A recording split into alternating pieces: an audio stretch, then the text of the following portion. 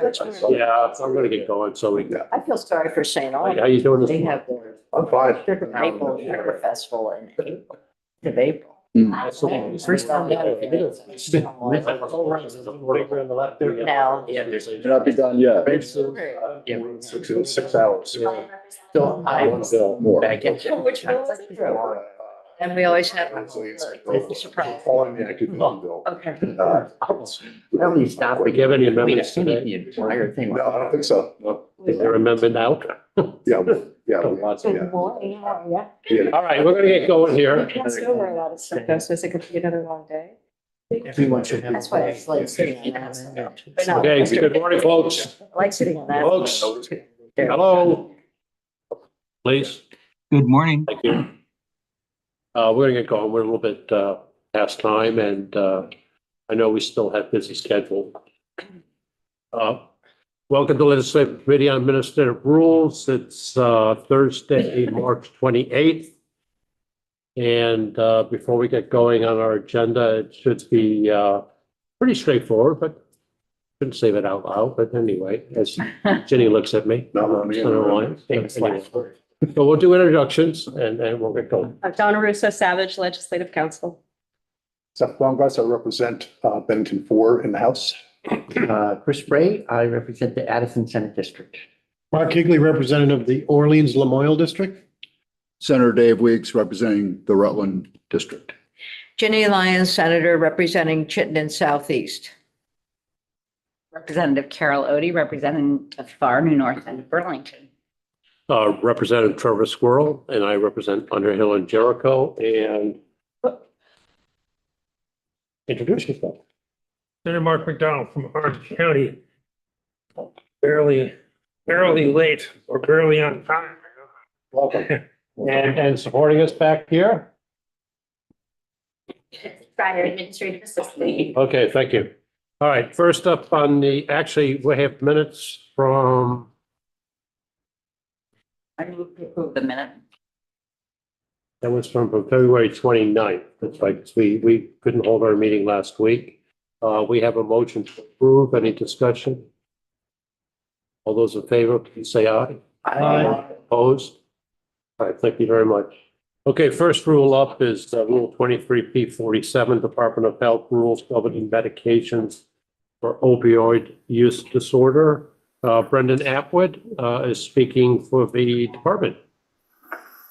Good morning, Mr. Chair and committee members. For the record, my name is Brendan Atwood. I am the Policy Director at the Department of Health.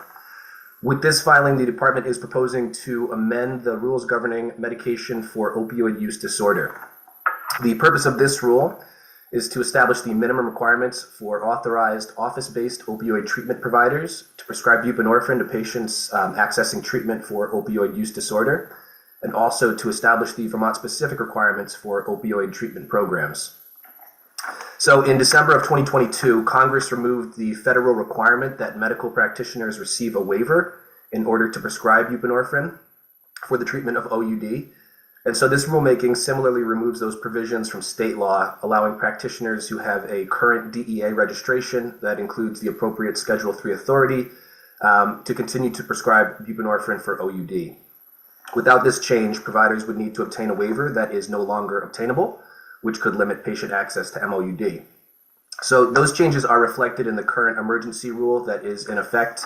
And additionally, with this rulemaking makes a number of clarifications made in consultation with stakeholders, and specifically, those clarifications address the use of telehealth, informed consent practices for providers, discharge requirements, and medication storage requirements.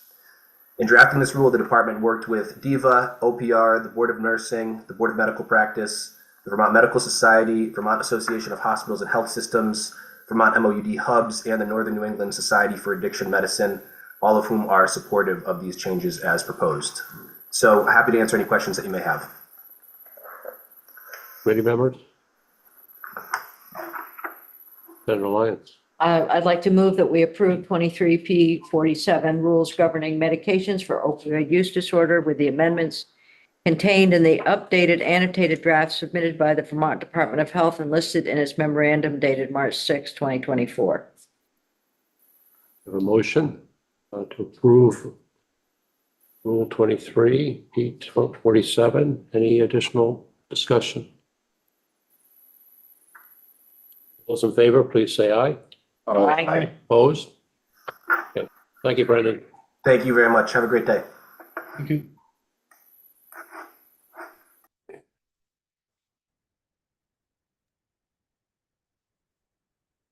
Okay, next up, we have Rule 23P 45, Department of Children and Families, Seasonal Fuel Assistance Rules. Richard Giddings, Director of Heating and Utility Assistance Program, is speaking for the department. You have the floor. Good morning, folks. My name is Richard Giddings. I'm the Heating and Utility Program Director for the Department for Children and Families. I'm here today with the department's policy advisor, Philip Back, to support the amended seasonal fuel assistant rules. The current fuel rules address seasonal fuel assistance, crisis fuel assistance. The department decided to split these rules into two sets because crisis fuel program is mainly administered through the community action agencies. Both sets of rules recognize, renumber, and replace the existing rule. The new rules clarify some existing practices, change other practices to implement recent federal guidance and significant statutory change that have occurred since the rules were last amended in 2009. On September 20th, 2023, the department filed both sets of rules with Lcar, which were approved. Some of these substantial changes to seasonal fuel rules included removing certification requirements for suppliers of firewood and fire pellets, removing asset and resource requirements for applicants, and new verification and residency requirements. These changes were made so that the fuel rules conformed with statutory amendments and federal guidance. Other rule changes were made to increase administrative efficiency and to clarify existing rules, such as a new procedure for issuing one-time additional benefits during the heating season, and changes to the type of living arrangements and residential structures eligible for assistance. A public hearing was held on December 19th, 2023, where we took comments and offered feedback on why the department was amending the rules. In response to these comments, we changed the seasonal fuel rules to clarify the benefits are unavailable to homeowners who use this property for Airbnb and short-term rentals. Our responses and all public comments are in the final proposed rule filing, which was submitted to the committee on February 26, 2024. The amended seasonal fuel rules occupy the crisis fuel assistance rules this committee is considering later this morning. I'm happy to answer any questions you have now about the seasonal fuel rules, or I can introduce the crisis fuel rules so the committee consider these two related items together. Committee members? Okay. I have no questions. We have a motion. Move approval, Mr. Chair. Okay. We have a motion to approve Rule 23P 45, Department for Children and Families, Seasonal Fuel Assistance Rules. Any additional discussion? Seeing none, hearing none. All those in favor, please say aye. Aye. Aye. Opposed? Thank you. Next up, we have Rule 23P 46, Agency of Human Services Crisis Fuel Assistance Rules. Richard, I believe you're up again. Thank you. ICAR approved the crisis rules last year when it was, excuse me, I grabbed the wrong line here. As I mentioned before, the rules have not changed in 15 years, and the department made substantial changes to align the rules with our current practices and procedures. Particularly, these new crisis fuel rules account for the fact that the program is currently administered through the community action agencies. Substantial changes to the crisis rules include new limits on number of crisis benefits issued during the heating season, removing asset and resource requirements, and new procedures for income calculation, such as removing income deductions. The crisis fuel rules incorporate most of the eligibility requirements from the seasonal fuel rules.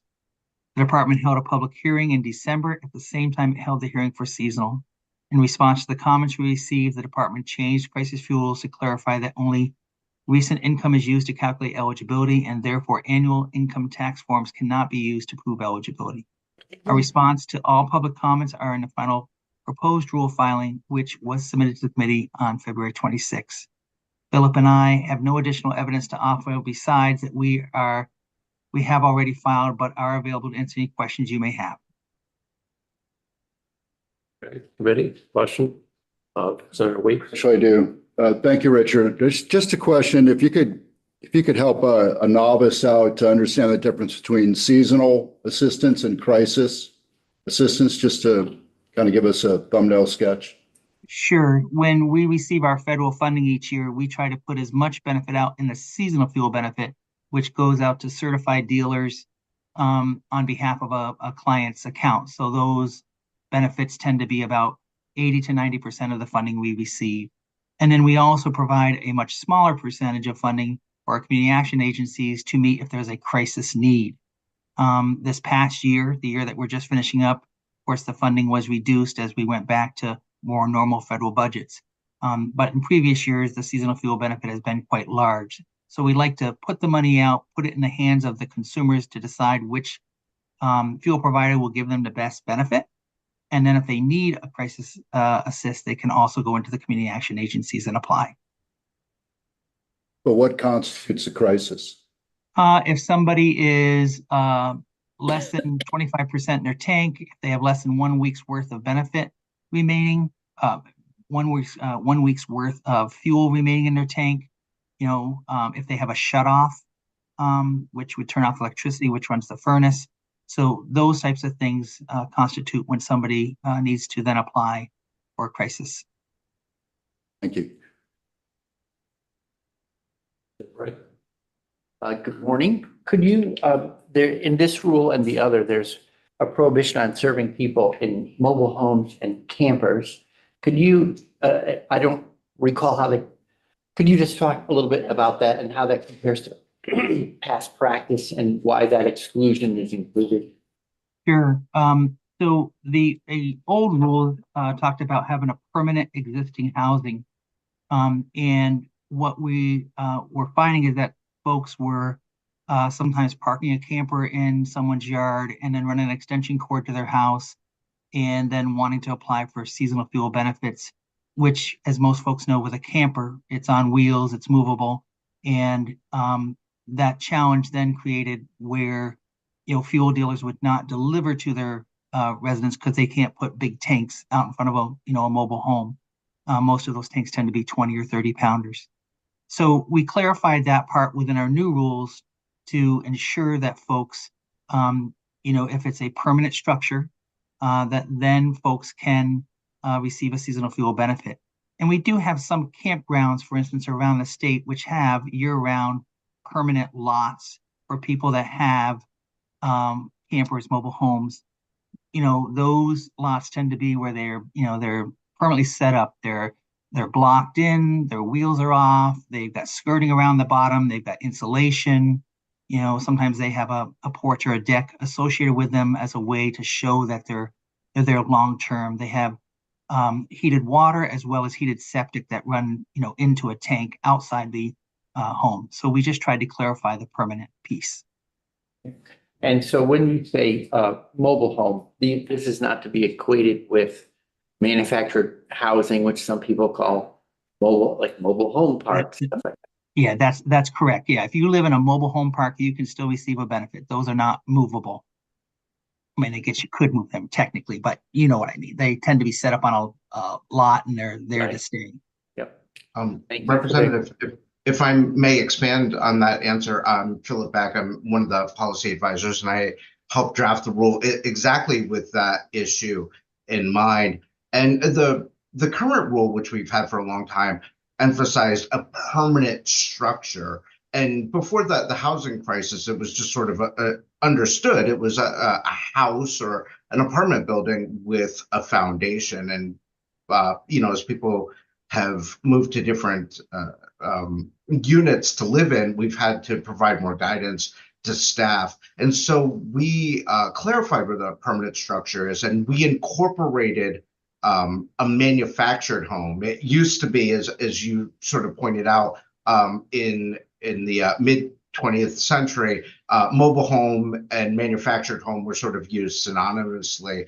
But the legislature has clarified that a manufactured home is really different from a mobile home. A manufactured home is a permanent home, and that's because it's not meant to be moved once it's put on its lot. The purpose of having limits on what we would call mobile homes, which are homes that are on wheels or something like that, is in addition to what Richard said, but also to prevent people from coming in the state, getting in a benefit, and then leaving the state. That we want to keep these benefits for Vermont residents. And so if they live in manufactured homes or traditional homes or apartments that are on foundations, those are the unit of what we call living units that are eligible. And I hope that that helps clarify things for you. Yes, thanks very much. Senator Lyons? Thank you. Thank you, Richard. And I don't need a long explanation, but I know that for both the sets of rules that we're looking at on seasonal fuel assistance, there are federal regulations that we adhere to. Have we come any closer? Are we consistent with those, or are we? I know in the past we've tried to work away from some of those from time to time to have more Vermont specific rules. Is there anything here that is unique for Vermont, and or how are we integrating the federal rules? I think we align very closely with the federal rules on all accounts now. The one thing that might be slightly different is our wooden pellet households. They don't have to have a certified wood provider. And that just allows for someone to buy it from their neighbor versus a certified dealer. And that was a change because for a lot of folks, I could get a deal from my neighbor on a cord of wood versus if I had to go to a logging person, they might not be able to give me the same kind of arrangement. Thank you. You're welcome. Senator Bray? If there are no other questions, then I would move approval of Rule 23 P46, Department for Children and Families Crisis Fuel Assistance Rule. Senator Weeks? I do have one more question if I can. I apologize.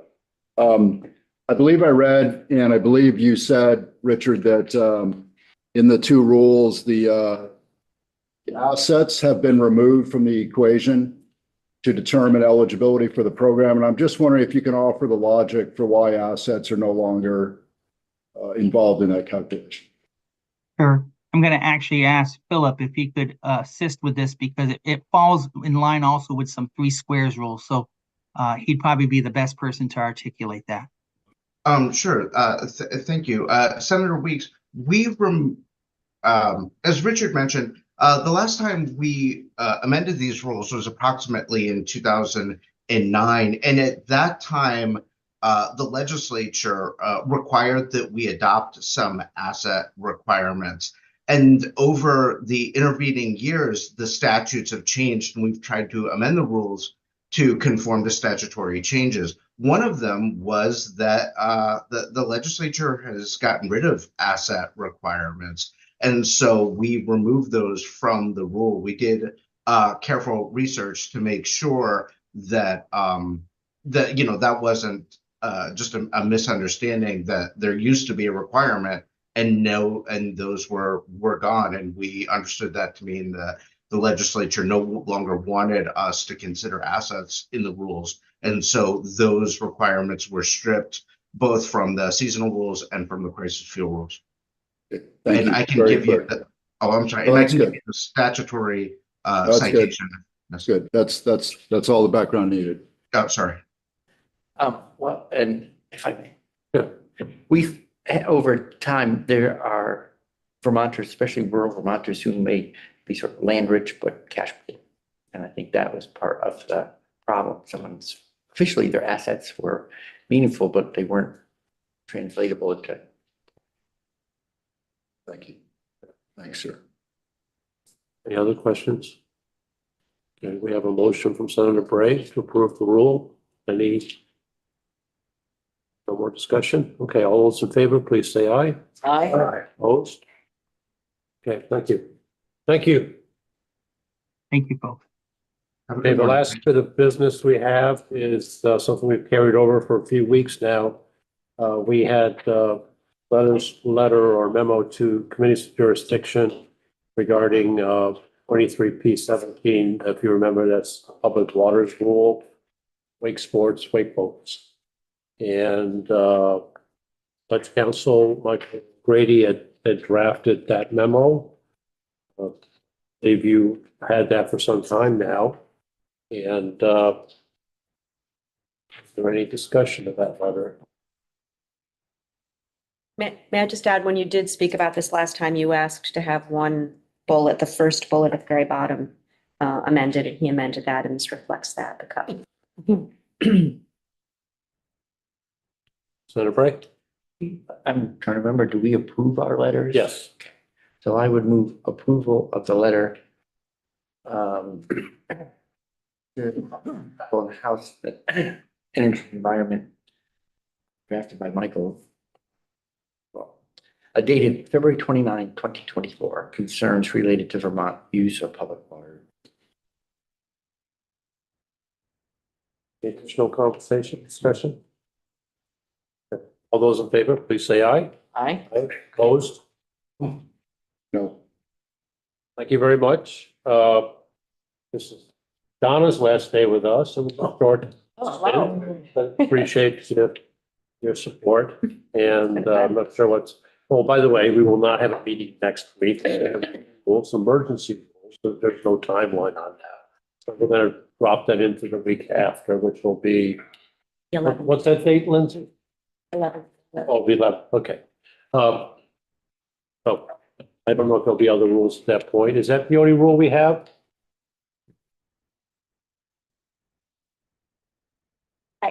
I can, there actually are 3 rules. Oh, it's 3? Oh, There's right here. It's these 3 Okay.